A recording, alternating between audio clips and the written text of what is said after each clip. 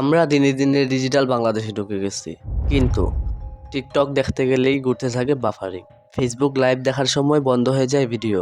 কেন বাংলাদেশে ইন্টারনেট এত স্লো কেন? আজকের ভিডিওতে জানাবো এর পেছনের আসল কারণ, যেগুলো অনেকেই গোপন রাখে।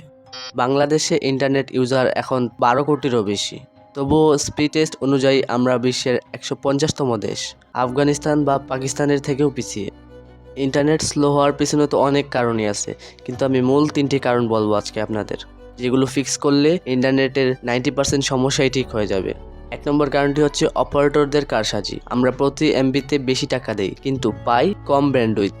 বড় কোম্পানিগুলো শুধু লাভের জন্য কাজ করে, গুণমানের তোয়াক্কাই নেই। আর 2 নম্বর কারণটি হচ্ছে ফাইবার অপটিক না থাকা।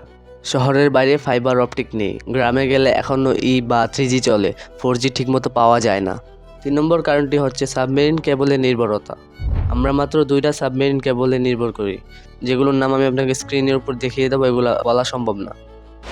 এগুলোর মেনটেনেন্স হলেই পুরো দেশে স্লো ইন্টারনেট। এবার কথা বলবো সিস্টেমেটিক সমস্যা নিয়ে। 2018 সালের নীতিমালা এখনও বাস্তবায়ন হয়নি। আইএসপি লাইসেন্স পেতে হয়রানি ও দুর্নীতি হয়। সরকারি মনিটরিং দুর্বল, ফলে ইন্টারনেট অপারেটররা মনমতো চালায়। আমরা যেখানে অনলাইন ক্লাস করি, ফ্রিল্যান্সিং করি, স্কিল শিখি, সেখানে ডিসকানেক্ট হওয়া মানে সময়, টাকা আর সুযোগ সব হারানো। তাহলে এর সমাধান কি?